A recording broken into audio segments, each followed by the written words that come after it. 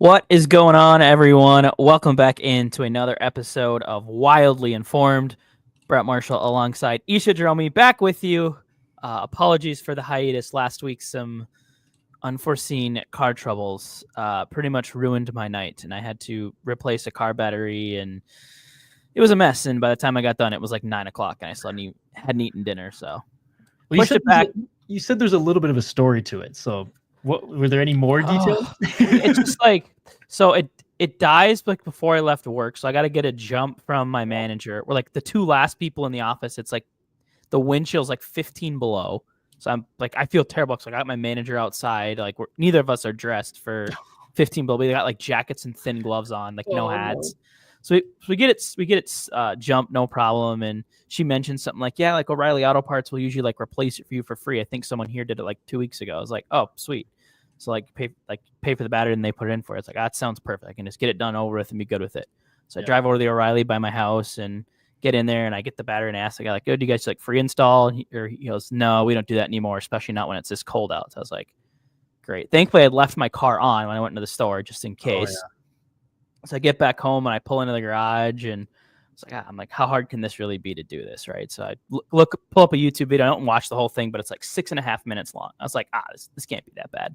And like, he's like, these are tools you need. I'm like, I'm pretty sure I got something like that. And turns out what I have wasn't quite the right thing. So I'm like rummaging through just these bunch of tools, finally found the one that works. I'm FaceTime with my dad. Like I'm trying to watch this video. I don't really know what I'm doing. Like, does this look right? Like, which of these should I remove? And he like walks me through it. And I finally get the old battery out. And I'm like, all right, I need to get my new one in there now.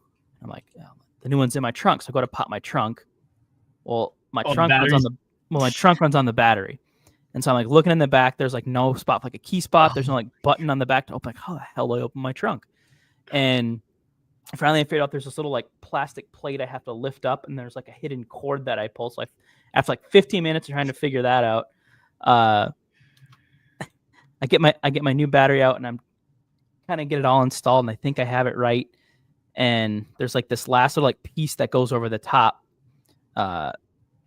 This kind of holds it in place, and I can't figure out how it goes in. So I take the battery out, and as I'm taking it out, the last bolt that I would have had to screw in falls into my engine. And it doesn't go all the way to the ground. Oh no. At this point, it's about 8:30. So I look up, I'm like, okay, well, it's Menards or Home Depot open because I have to go get this bolt because I'm parked in the middle of the garage too. So even if I like got my old battery back in there, got things working, and I still couldn't like get the jump. Like I couldn't get a jump because we couldn't get another car into the garage next to me. So I like screwed myself when I did that. So I go to Menards and I'm looking for this bolt because I don't know exactly what it is. All I have is this little nut that's screwed onto my. I know it just has to fit this nut, and it's about this long. I can't find what I'm looking for, and I asked the guy. He's like, "Oh yeah, we actually don't have that, but this is similar to it." And I was like, "Oh my god, okay." So I buy two different lengths. I have to make sure I get the right length because I wasn't sure. And then he gives me these different bolts. Like, this tech is the right one, but I think it should still work for what you're using it for. Finally, I get home and I get it all twisted up, and finally my car starts. But it was like, when it's all said and done, it ended up being like 3.5 hours from the time I left work till I think I got the car like reparked in the garage, and it's just like, this is horrible. Gotta love cars, man. I had to replace a battery recently as well. My tire blew up recently. And the funny thing with the battery, I was actually supposed to meet Hop. We were gonna go to Lupulin and do our flight series, and like I'm ready to go, and like I click like the power locks, and nothing's working, and I was like, oh, with my luck, right after getting new tires, the battery's probably dead. Ha ha ha. Doesn't turn. I'm like, for fuck's sakes. And like the battery's just shot. But yeah. So gotta love car issues, especially in the winter. Oh, a lot better to deal with in the summer. But like talking from home. So sorry to hear about that, Brett. Yeah, well, I think we got it now. So, and the funny part is, it was like, it's just moving through my office right now too. Like, I had one gal that works like 2 desks down from me. Like, she like hit a deer and like totaled her car. Something with the guy next to me, like it was like his girlfriend's car, like something like her brakes went out, and like they needed to like get this part replaced, and they waited like 3 weeks for this part to come. It gets like, oh, this is the wrong part. So I have to wait like 3 more weeks, and then like a few days before mine happened, like 4 days before I had the issues with my car, my girlfriend had a flat tire, and the lug nuts were so swollen that we couldn't get the spare on.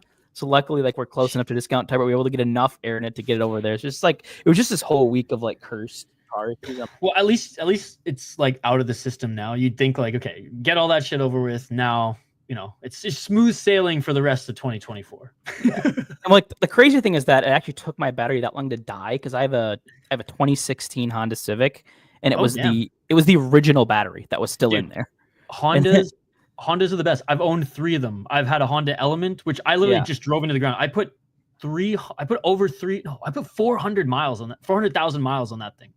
Like I drove the fuck out of it and it finally died. But then I also had a 1995 Integra that was still kicking it when I sold it. I had a 2002 CRV that was awesome. Like, man, that Honda, like, unlike some of these other manufacturers who've gone like up and down with like the reliability of their cars, I feel like Honda's just like always been. Yeah, this is the first one. This is the first one I've had, and I've had it for 5 years. And like, I make that sound like it was the car's fault, but like none of that was the car's fault. Like I literally like didn't have the right tools and knocked a screw into the thing. Yeah, like, it was like if I had the right tools, it literally would have taken me 5 minutes. But I really like my Honda. My mom just got one, so we still are. My dad's got a Ford truck, but we've been Ford cars our whole life. But then they stopped making cars, so now it's a Honda Switch. Yeah. My parents are Subaru, Mateo, and look, we're gonna get to Hawk here because we're talking about cars. But I wanted to hear this story from Brett and him explain why we weren't able to stream last week. I had a busy week too, Brett, so it was kind of like, you know what, it was a good like a little restart for this week. I will say though, Mateo, I know Subarus, if you maintain them well, which I maintained mine well for when I had it. And I have one right now, an older one that's still kicking it. I drove it from Canada, but my first big purchase, Brett, was a 2000, I want to say like 12 Subaru Forester. Sure. The day before like the 30-day warranty. And this is the first car I ever bought from a dealership too. I've only ever bought like used with like through people.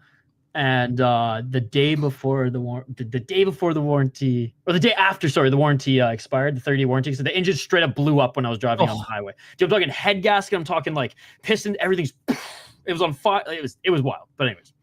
Oh yeah. So even though I own a Subaru right now, I'm never buying one again after. Never. Well, right. Hopefully nobody else has issues going forward. Hopefully, like me and my coworkers have gotten all the car issues out for everybody. So it certainly feels like we've had enough for everybody. So there you go, Hawks from home. Well, thank you so much for joining. Let's get into some hockey. What do we have on tap here today? Yeah, so we kind of have just a mixed bag of just topics that I've just kind of seen hashed up a lot by fans, just kind of like lower key topics people have seemingly wanted some more information about, maybe some more under the hood stuff. So we'll talk a little bit about the injuries, how they're being impacted by those. Talk a little bit about Marcus Foligno, who I think's had a really sneaky good season. We have some mailbag questions that we took last week. Most of them are still pretty relevant, so we'll get through.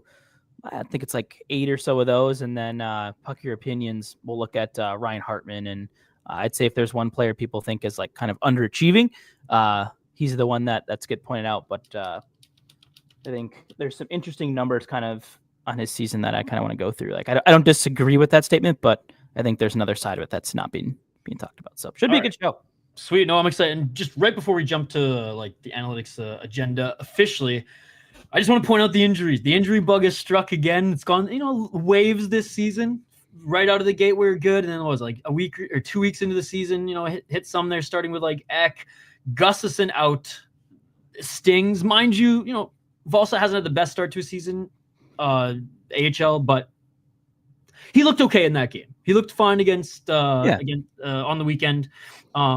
So Gustafsson out is just going to sting though, regardless of if Fleury and Wallstedt play well enough, it's still going to sting because Gustafsson has bailed this team out a few times this year thus far, and it's just given them confidence to be like, guys, you can have it a low scoring game. You get that one extra, and I will be that wall, right? Whereas now it's a little bit different, especially, I imagine the team obviously wants to like help Wallstedt's confidence and stuff, but they also are like, all right, kid, like we're putting our trust in you as we want, we keep this season magic going. So that one's going to be tough. Hopefully he's not out too long. I didn't see a projected length yet. Have you seen one? Yeah, I think Joe Smith had some out there today. Like it's kind of just a day-to-day thing. It doesn't sound like they expect it to be short-term, but it sounds like they would have more tomorrow. So yeah, I mean, in the newsletter that went out today, I talked a little bit about Gus and that, and it was kind of like the theme of the newsletter was, are the Wild like pretenders or contenders, right? You know, that common kind of catchphrase. And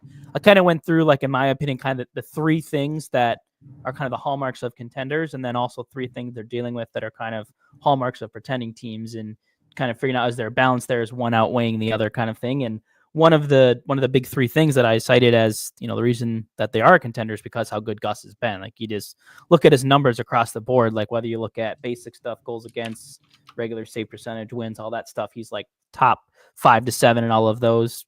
Advanced metrics like goal save above expected, high danger save percentage, like again top like 5 to 10 in both of those. Like, he's been a top 10 goalie this year, top 5 at times. And like, I think a lot of those numbers have been skewed a little bit just because of the game in Edmonton, but to me, that game was kind of an anomaly and doesn't reflect kind of what even the rest of the season's been beyond that. Yeah, that was the first game I got to see live this year, so that was fun to see the team get absolutely destroyed. I'll say Lauko fighting center ice, that was good. That was good. Yeah. It went downhill from there after that, but hey, I guess we got to see McDavid play, so yay.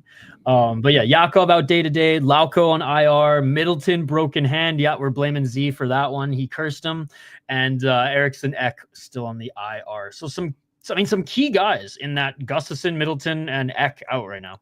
Yeah, what just sucks. I mean, you dropped Zuki, Brodin, and Eriksson Ek, and like, oh, like we're getting like great when you're like, oh, these guys are close to coming back. It's like, well, it's like almost like an eye for an eye. It's like, well, you got 2 guys coming back. We're gonna make 2 guys injured again, and now it's, you know, it's been Gustafsson, Middleton, Lauko, Trennan, and, you know, Eriksson Ek doesn't come back. But like the Middleton one just sucks because I thought his game in Utah was one of the best games I think he'd played all season.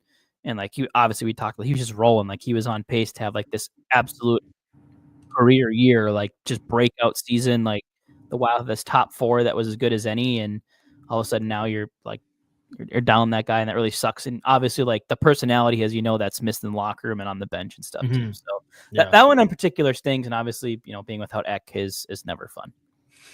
It's the hockey gods being like, you do not talk about your teammates' injuries to the media, and furthermore to the entire crowd, or it's going to be a broken leg instead of a broken hand next time, buddy. Yeah, for real. All right, let's get to the analytics agenda.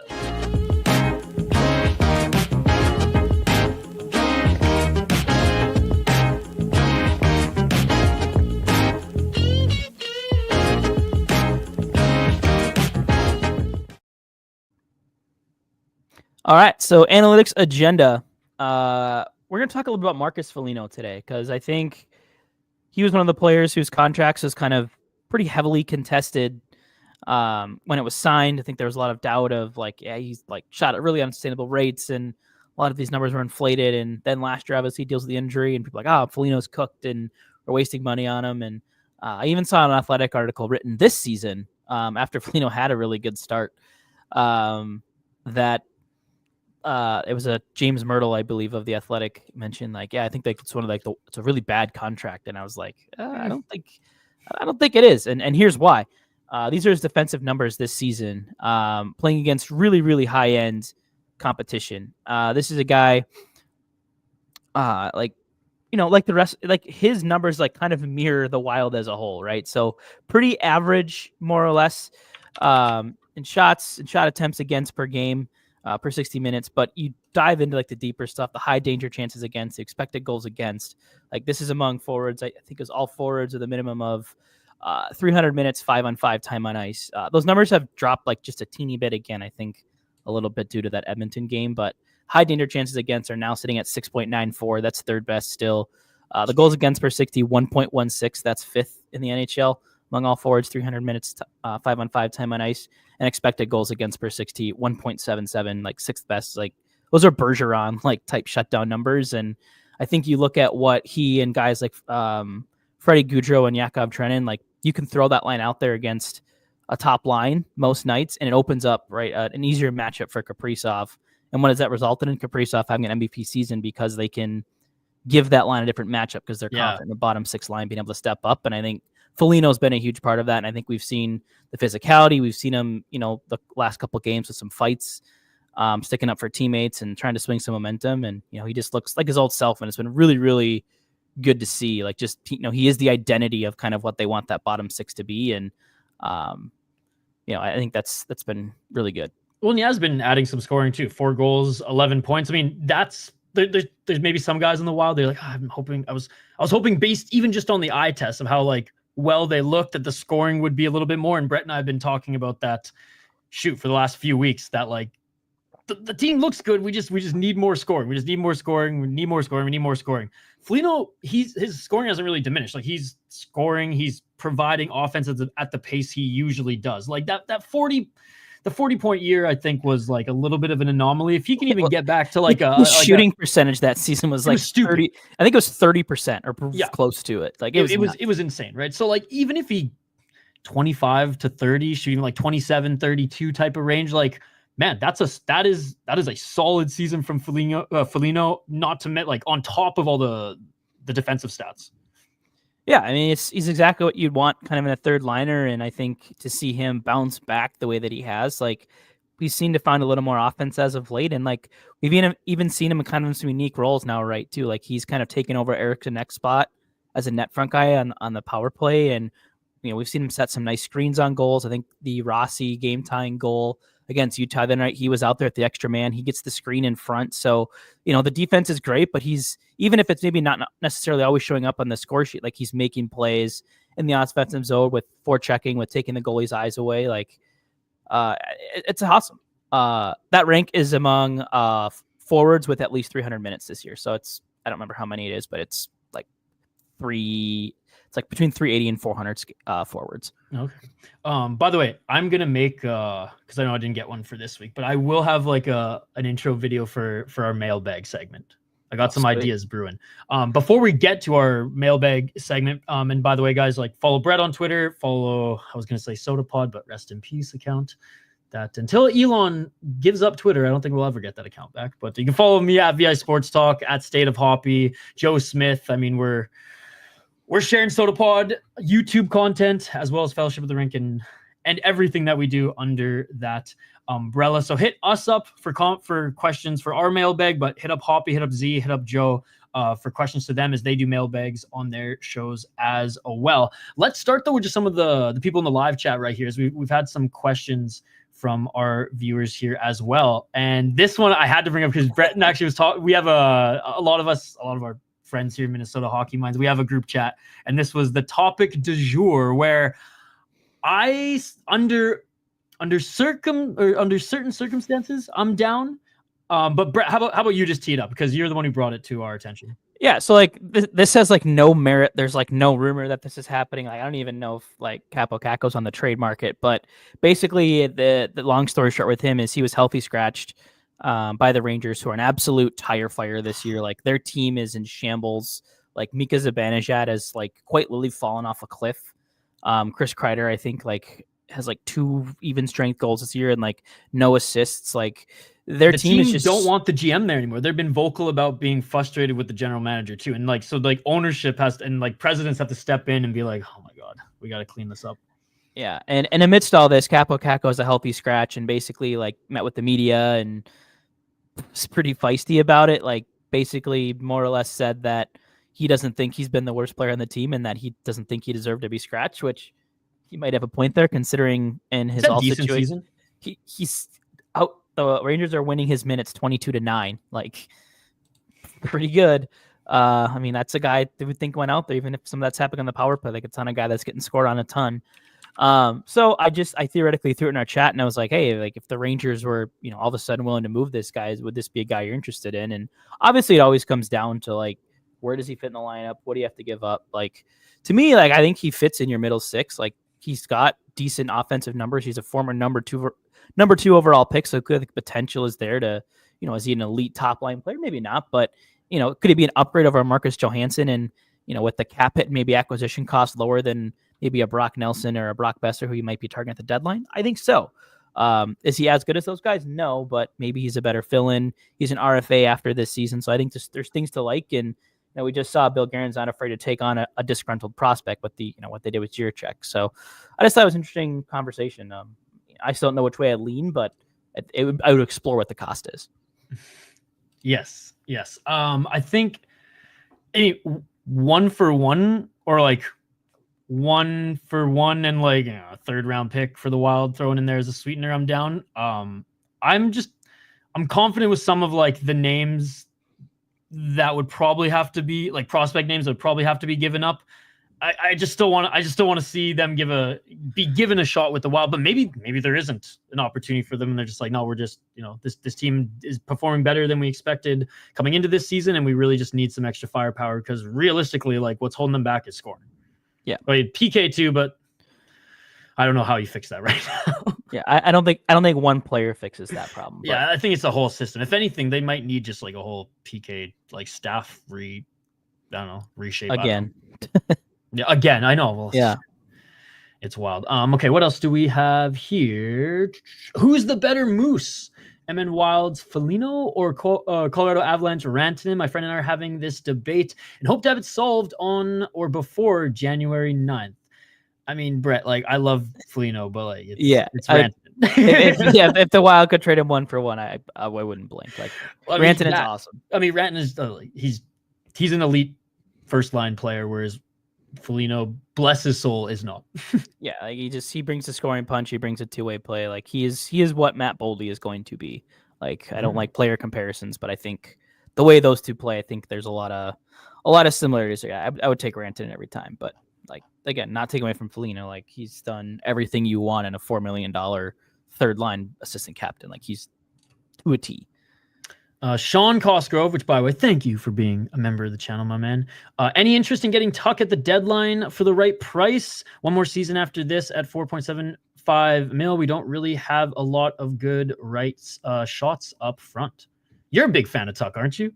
Yeah, I'm at this point, I'm a fan of any top six wing that's better than Johansson at the. Well, right I just meant with like his Minnesota tie. Yeah, I mean, he's definitely a guy that got away. Like, when you look at what guys like Dumba and some of the other guys that were protected in the Vegas situation, what they became, like, Manchester Wild had Alex Tuck in the top six right now. That'd be pretty sweet. But is what it is. Yeah. All right, let's get to some of the mailbag questions from Twitter. Yeah, so I'm gonna probably butcher some of these tags, but we'll start. First one here is from @CJ Hemish. Asks, who's the most overperforming and underperforming compared to their expected stats? So there's a couple ways you could do this that you could do with like on ice numbers, but I think that's a little more complicated. So I just went straight up with just individual expected goals and actual goals. So I don't think it's super surprising, but Kaprizov is the one overachieving currently. He had 6.86 goals over expected, but when you also remember that he has 6 empty net goals, like, that means he would have like 0.86 over above his actual expected for non-empty net goals. So still like super elite in that sense. And I believe his individual expected goals, despite being 6.86 over expected with 22 goals, he's still like third best in individual chances. Like, he's right there where he should be, like, sustainable scoring, which is crazy. Wow. And then the most underperforming, and we'll talk about him in Puck Your Opinions, is Ryan Hartman, who has 2.66 goals under expected right now. So 2 to 3 fewer than what the numbers say he should have. So saying he's snake bit would maybe be a little bit of an understatement. Sorry. Right. Thank you for your question. Appreciate it. Yeah. All right. Next. Next one here from Jordan, by the way, who also might be in the chat here, spelled the same. So thanks for submitting and coming in the chat here tonight. Asks, what do Rossi's numbers look like away from Kaprizov? So I don't know like the exact like goals assist split. It's a really hard stat for me to pull without like hours of research. But like the on ice numbers are still really good. Like, he actually has a higher expected goal share away from Kaprizov than he does with him. With Kaprizov, it's 58.4%. Away from him, it's 61.2%. And I think maybe next week, like, seeing some of this and just what Rossi's done this year, like, I want to dive in because he's had, I think, like a really sneaky good season.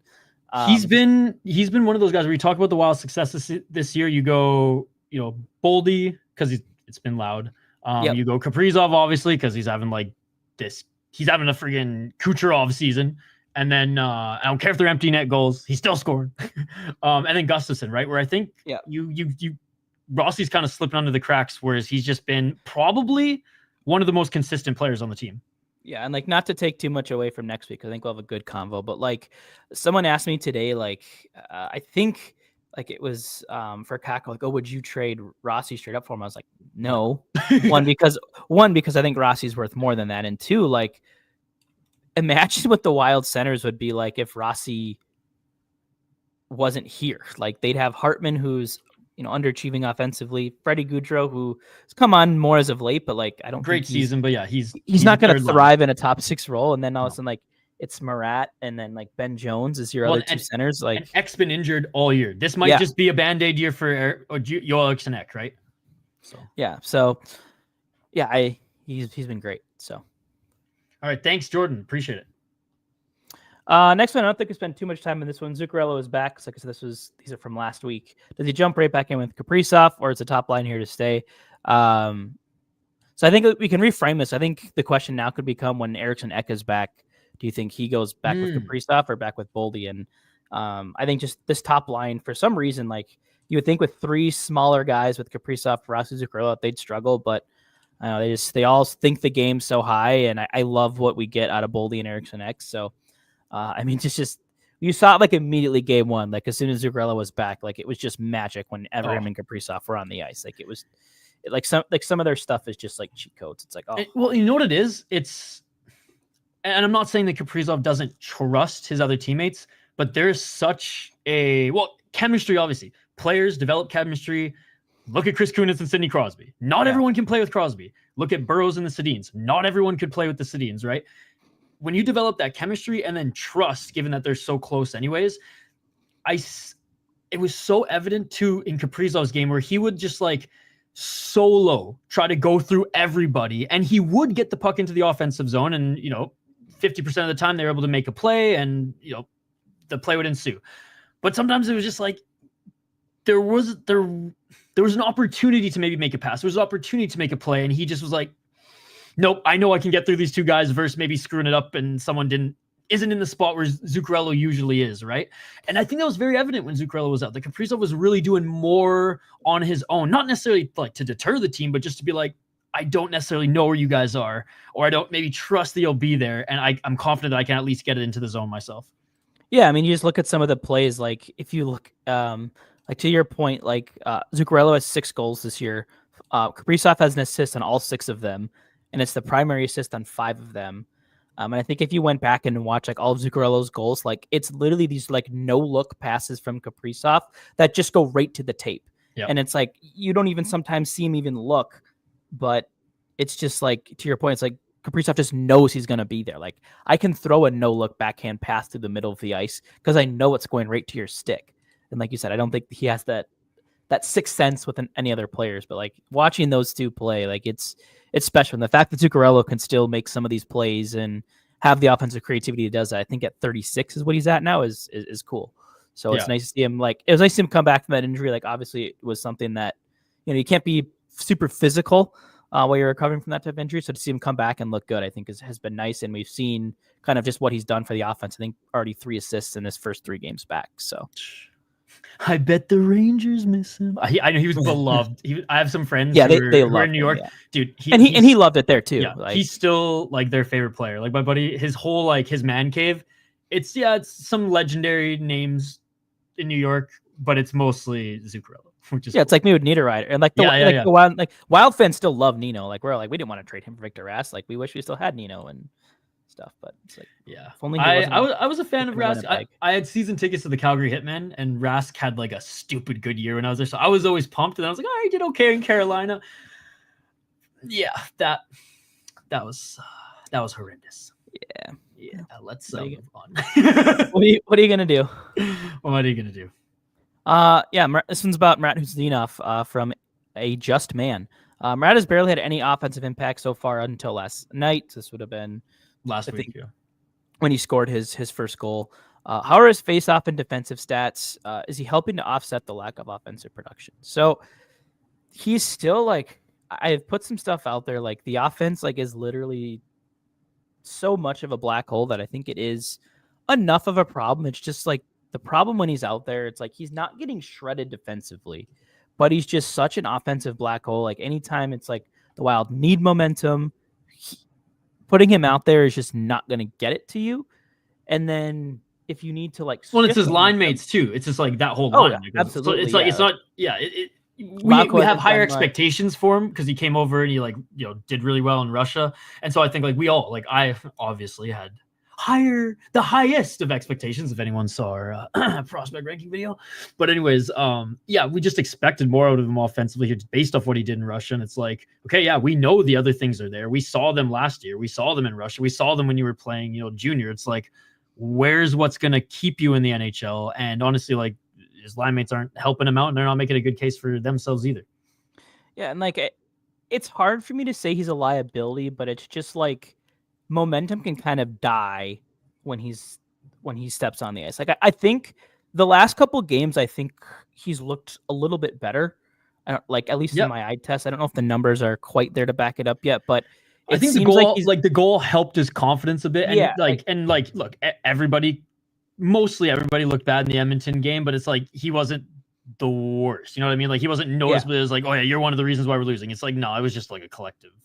Yeah, and I think we've seen that improve. So I think he's trending in the right direction. Like on the face-off side, he's only at like 46%. I think he's the worst among the regular centers.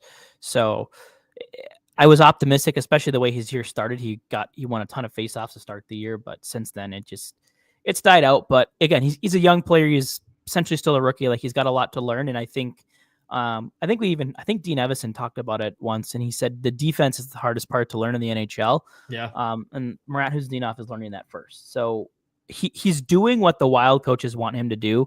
And he hasn't been scratched, right? Like if they were that concerned, he would be out of the lineup, which like he was out of the lineup due to an injury, right? Whereas we've seen some other guys in and out. Or even like doghouse or things like that. And it's not like he's out there taking like bad penalties or anything like that either. So it's just like we need more, or else there's going to be someone that takes your spot, because that's how pro sports works, right? Yeah, he'd be the one I'd be sweating a little bit. You look at what's coming in the pipeline. Like all of a sudden, Charlie Stramel's having a good year at Wisconsin. Like you have Yurov's coming over next year. Yurov, do you want to put maybe someone more offensive, like a Riley Heidt in that role next year? So he has to be sweating a little bit, but if he can continue to carve out a role like defensively and on the penalty kill, maybe that's enough. Hell yeah. Let's get to our next one here. One of the topics from last season was getting better call-up options from Iowa. Using analytics, the eye test, have this year's players from Iowa been better? This one from at WM Wilcox MN.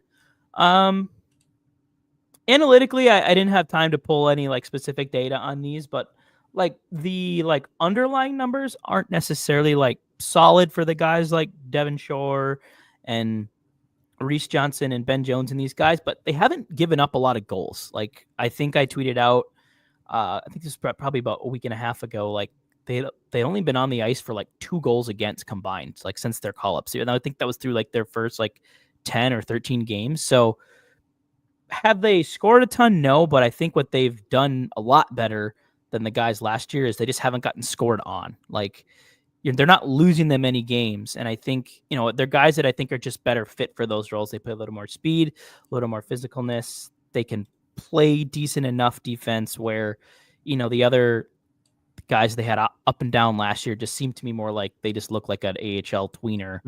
Yeah. To me, that like, hey, this guy's probably really good in the AHL top 6, but he just doesn't quite fit an NHL bottom 6.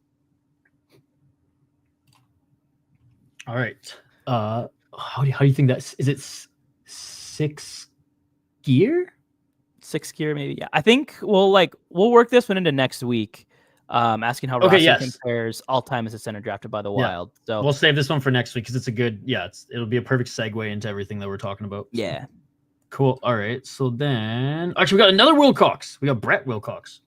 How does this team compare to 21-22 Wild? Ooh. Good question. I think the biggest difference is like the play styles. The 21-22 Wild were kind of more of these like fire wagon hockey teams that would like all gas, no brakes. I think was that the Kaprizov Fiala where they just seemed like they scored a ton of empty net or like goals with the net empty, and yeah, that was that season where they were like they scored a ton of goals with their goalie pulled extra man, like a lot of overtime. Like it was just kind of like it was everybody was 30-goal year. Like we mentioned Foligno fucking shooting percentage like through the roof. Yeah, Freddie Gaudreau, I think career year. Yep.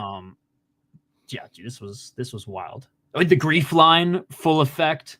Yeah, so like I think the biggest difference was they had more offense, but they played a lot more loose. Like, no, Brett. The difference was they had Stanley Cup champion Dmitry Kulikov on that team. It was the Sturm warning for sure. My guy Nico Sturm. So, shout out to Sturm. Victor Duhaime Rath. as well. God, he got another good scrap there or yesterday against the Capitals. Yeah, I saw that. And the rest. Oh man, but yeah. So, how does it? Yeah, I think it's just they're two very good teams for two very different reasons. Yeah, is kind of the best way I can describe it. Lots of comebacks too. No, yeah. Great point. It wasn't playing with the lead like they are this time. So. Yeah, Sturm. Sturm 2 Stanley Cup champ. Gotta love it. I it's kind of an inside joke with those who've been following Sota Pod, I guess, network now for a while and have seen shows that I'm on. They just know that I just like cannot stand Dmitry Kulikov. So it's just hilarious that he's a Stanley Cup champion now with the team that drafted him. Funny enough, right? Full fucking circle, because I'm pretty sure the Florida Panthers drafted him. But anyways, moving on to the next one here. I have them all teed up now, Brett. Here we go. Is the PK woes more on scheme, management, or personnel? Yes, please, Brett, answer this question for me, because every game it's like the team will be doing so well, and it's like, yeah, going on the PK is a momentum killer for like most teams, but like for us watching this team right now, it's like it's a momentum killer for the team on the ice and for the fans watching, as like we all like clench our butt cheeks and just like, yeah, you're like there's a 50% chance this sends in the back of the net. Yep. I mean, I loved your comment on Russo's post with Laine, right? How the Montreal Canadiens just gave Laine half the ice when he scored earlier tonight against the Sabres. Well, like that's the PK for the Minnesota Wild. Yeah, like it hasn't been quite that glaring for them. But, like, to me, the issue is, I think it's both, honestly, between personnel and system. Like, I say system because the mistakes that they make are so similar every time. Like, if you watch like the trends, and it's the same guys, and they make the same mistake every time. It's like, you blew this coverage, you chased at this spot, you didn't take away this lane, you pinched at the wrong time, you fail in this puck battle. Like, but if the coaches are maybe is that because the players aren't listening to the coaches or the coaches aren't teaching it? I don't know, but it could be both. Like where the coach like, this is what they're telling them, and the players aren't doing it. But yeah, I don't know. It's just frustrating. Like the one that's really stuck out for me is not getting rid of the guy in front of the net. If you watch the guy in front of the net, almost every power play goal that's scored recently is either tipped it, got the rebound, or provided the screen. Where if the Wild defenseman gets in there, boxes that guy out, lets the goalie see the puck, completely different situation a lot of those times. And they're just not doing that. And it's oftentimes either been Bogosian or Brodin that's blowing that coverage. Yeah, it's funny. 5-on-5, Merrill will blow that. It's not even on the PK. Although I'm not like trying to throw Merrill on the bus every single episode, because overall he's been fine this year. But like, yeah, he's not the greatest. Like he's loud when he's trying to clear the crease. But like he makes these big movements, but it's not you're not doing anything. All right, last one. And thanks to everybody. As always, like hit Brett up, because I mean he's the guru here. I'm here for moral support, eye test arguments, and to hit switches and controls. But hit us up with any questions at Wildly Informed, and as well on Brett's Twitter as well, because this is a lot of fun, especially especially leading up to the holidays, because we're gonna have a fun few episodes. Probably not next week because Christmas Wednesday, but the week after. Sure. At MNODR Pundit, as someone who understands the analytics, how serious of an issue is the Wild PK? So kind of building on what we were just talking about.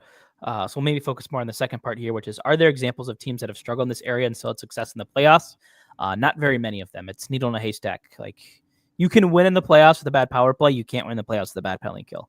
I mean, if you look at even the Wild's last two trips, like the series against St. Louis, and I think it was that 21-22 year, and then against Dallas and the year after that, so in 22-23, like both of those times they got absolutely torched. I think they had like similar to what they have now, like the 65 to 60% kill, and a lot of those games ends up being the difference. And good playoff teams, most teams in the playoffs typically have really good special teams on both sides, and like that's still the one area. This is still the one to call them a wagon, because it's just this you might get away with in the regular season playing against bad teams a lot, but I don't think you're going to get away with it in the playoffs. Yeah. That's the thing. And that's so Minnesota Wild, is they get away with a lot during the regular season. And then it's like, oh yeah, reality check when, this the most important time of the year and, arguably the toughest time of the year to play the sport. So banged up, high intensity, refs call less, and the pressure of traveling, back and forth, same city, fucking back to back, not back to back games, but like traveling back to back. It's just, it's the craziest season of hockey because it's basically its own season, and I love it. I love it. Greatest tournament in sports. I just want to point out here, Sean, commenting on the Wild's goaltender pick from this last year, Chase. How do you pronounce his name? Wutzke? I think it's Wutzke. Wutzke, having a great season in the WHL. By the way, I believe like he's 17. Like he's young. Like this is I believe this will be his like first full WHL year. Tied for first in starts and like third among goalies with 20 starts in save percentage. 6'2", 160 pounds. So yeah, a young string bean, and he's 3 points behind the leader who has like a 9-10 save percentage. It seems like playing goalie is hard in that league. Yeah, the Dub's pretty high scoring usually. Like not uncommon, I don't think. Yeah. That's awesome to hear because he is so talented. Obviously, goalies take a while to develop unless you're that of like Jesper Wallstedt, but like this trajectory already. And I just want to say, go look at his stats, guys. We're not going to bring him up here and spend too much time on this, but if you go look at his stats, like he's done very, very well at every level, at every level. And elite prospects is where you can like find the stats on those. So I'm not surprised that he's like fit in. I'm excited to see his development, and yeah, how lucky would it be for the Wild for him to be like, say Gustafsson's not here forever. Maybe after this next deal that Gustafsson, signs, knock on wood, the Wild keep him. Maybe they got another guy in the pipeline here that's coming a little bit sooner than later to Iowa because, it's the WHL. He can play till he's like 20 and it's perfectly fine as a goaltender. But if he comes, if he's in the plans a little bit earlier, or if maybe some things change with CHL and AHL now, given that the NCAA and junior hockey have, made some things, you never know. Stuff moves fast these days as far as like the landscape of hockey and where guys can play at what age and why now. And, I can't wait, Brett, later on as the season goes on and at the end of the college season, just to really dive in also to like the doors being swung open from the CHL to NCAA, because it's already wild. Yeah, it'll be interesting. I think it's, I think we never really talked much about that on this show, but I thought that's just kind of a cool idea. Like it gives these kids an opportunity, not education too. Like the reality is hockey does not work out for everybody. Like even high draft picks bust and some guys, get injured. So I think to give these Canadians the opportunity to play junior hockey and get that experience and for the draft, and then, to make the decision to go to college, whether it's for 1 or 2 years, like I think that's valuable to them. Yeah. And I will say though, so if you play junior hockey, like major junior, sorry, because junior A is the path to the NCAA. If you play major junior, so the team pays for your school after hockey if you decide to go to school. You just can't. Before now, you couldn't play hockey at the school you go to, right? But so if you play I think it's 1 year. 1 year dub is like 1 year school. 2 years is 3, and then 3 years plus is your entire degree paid for. So if you don't go pro, or if you go pro for a year or two, like you still have amassed that credit where the dub and the team will pay for your school. But obviously, like they weren't playing hockey after. It was like, okay, I didn't make money with hockey, so I'm going to go do engineering now or whatever it is. Whereas now it's a little bit different. Sales. Yeah, insurance sales. Yeah. Real estate. Yeah, that's what a lot of them do. Which hey, they're competitive and they good money if you're good at it. So yeah. All right, final segment. Let's get to Puck Your Opinion. I just want to say, Puck Your Opinion. All right. Yeah. So this is kind of not like a hard Puck Your Opinions to my Twitter following, but I've been asked about it enough where I thought it'd be worth talking about on the show, and that's just been like, is anything wrong with Ryan Hartman? Like, is there anything in his numbers that suggest he's having a down season? And the answer is kind of yes, but also kind of no. So this chart is just what he's done this season versus what he's done throughout his career, specifically with just the Wild. So as you can see, it's like and anything in the green is improvement from this year to his career. Anything in red is like regression from this year to his career. So it's pretty split 50-50. These numbers have changed slightly within the last like week, but nothing like drastic. The areas I wanted to call out, I think, were like where he's improved. And I think we talked about on this show at the beginning of the year is like the reason I wanted to put Hartman with Kaprizov was he hasn't been his same defensive self. And I don't know if he can play that role. Well, he's proved me wrong, like straight middle finger to my face. Like he has gotten so much better defensively, and maybe it helped that he was playing with Foligno and these guys that do play really good defense, but like across the board, just massive improvements on defense. 0.37 fewer goals against per 60, 5 fewer shot attempts against per 60, pretty much nearly 1 fewer high danger chance against per 60. While expected goal share hasn't changed much, like less than 1%. So like nothing huge there. And even though the offensive numbers are down, like way down, like if you look at his goals, assists, and points per 60, those are all down, but I don't think it's because of how he's playing. Because if you look at his shots on goal, his shot of chances per 60, his individual high danger chances, his individual expected goals, all of that is up from his career with the Wild. So like, it's not that he's not, it's not like he's shooting less. It's not like he's getting less dangerous chances. They just aren't going in for him or for his teammates. He's been kind of moved with the lineup. We've seen him on the third line, the second line, and maybe that's a part of it. But this is a really long-winded way of saying, like, is he having a down season offensively? Absolutely. Like, would we like it to be 7 better? points in 26 games, 4 goals. But am I worried about it? No. 1, because he's playing defense to make up for it. And 2, because I think he's due for some positive regression.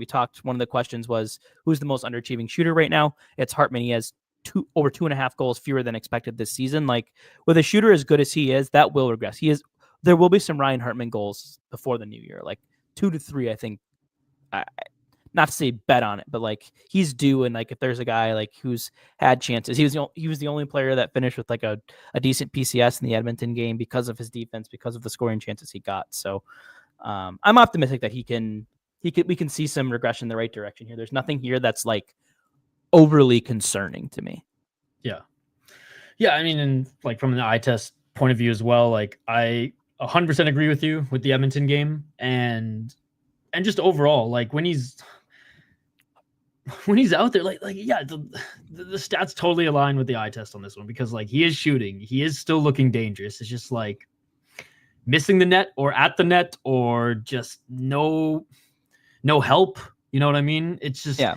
I feel like he himself being shuffled around on the lines has been like, I haven't had an issue with him again. Like he doesn't look like a liability. It's just, there's not a lot of like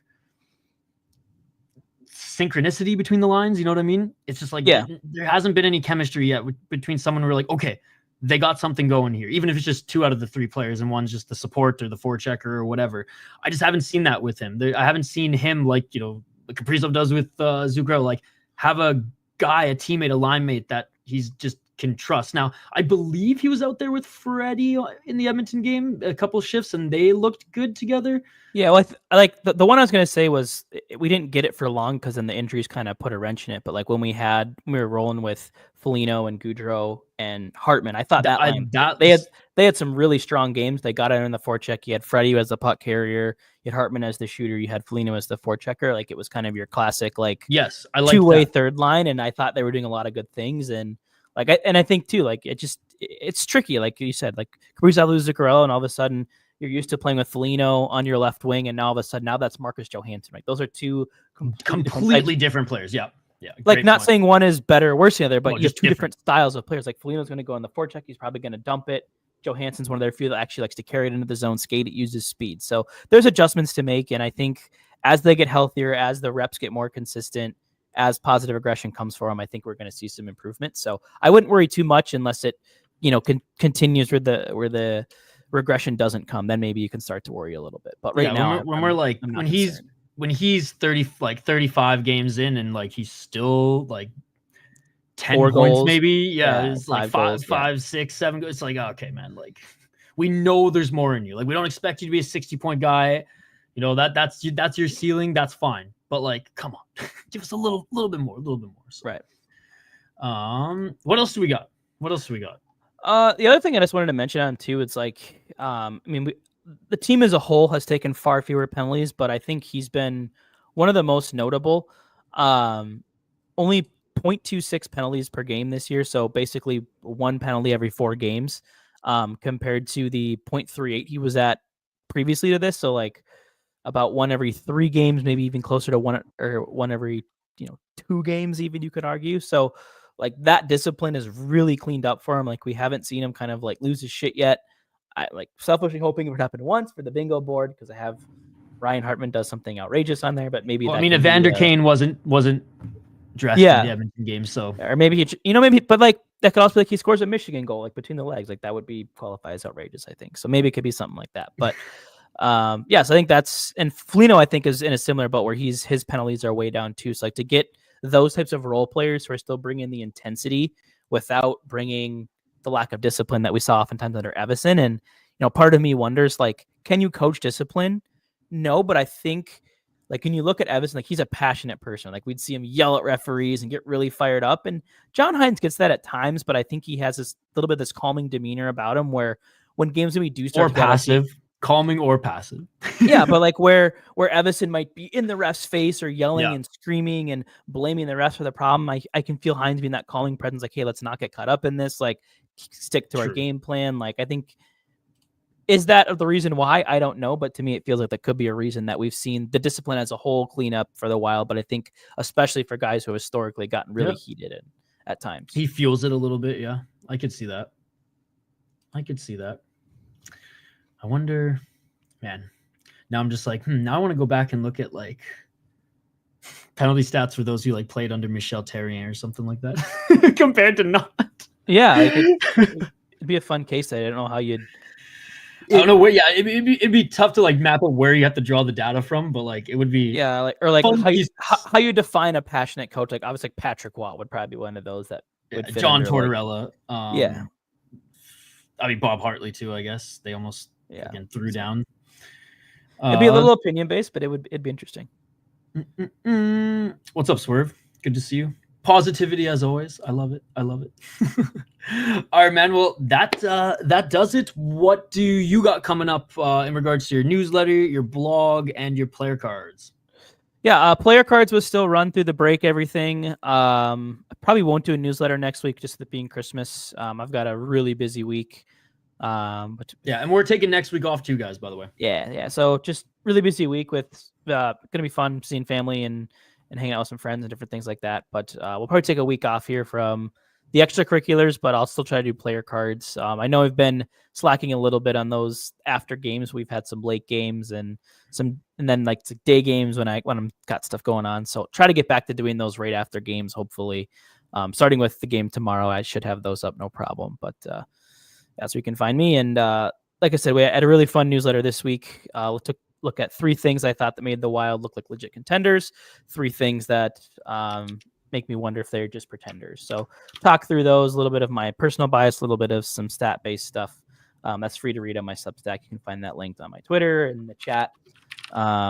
Wherever you find me, you'll find that too. There you go. I'll just make a quick plug to my second channel. If you guys like combat sports, beer, nature vlogs, friggin' knockout highlights, I literally post everything on this channel. It's just like, it's my channel where me and my buddy from back home just throw a bunch of stuff at the wall.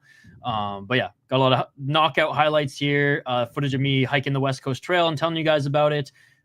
Crazy story, me smuggling my lupulin beer that Hoppy and I made into Canada, like a little bit of everything. And then we do a lot of live streams. I think, last week we did like 6 of them or something like that. So anyways, if you're into combat sports, boxing, mixed martial arts, we got you covered on the City Life Project. Almost at 14,000 subscribers. I think we're like 80 subs away from 14,000 subs. So, I mean, even if you just want to help me out, even if you have no interest in watching any of these videos.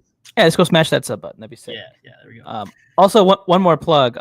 Waggle, who's sponsor of the podcast, had a sick 1980 Miracle Team drop. Ish and I both rocking some hats. They have some cool apparel and stuff. I think it's a limited time drop. So if you're interested in stuff, really good quality. I swear by Waggle. Like, I was a huge Waggle fan before I joined Sota Pod, and which they were sponsor of. Like, I give them free sponsorship. I got to be like, yeah, Waggle hats are the best. You should buy them. They're amazing. but also great polo shirts, pants, shorts, athleisure wear in Hoodies, general. yeah. So yeah, check out the Miracle Drop if you're looking for like a last minute Christmas present. SP10, I think, right? Gets you 10% off if you're a first time customer. So good stuff. Yeah.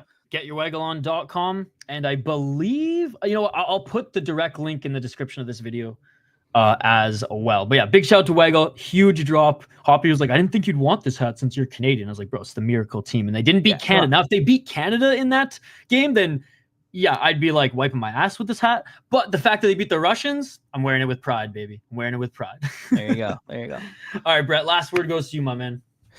Yeah, I mean, hopefully none of you have car issues like I have.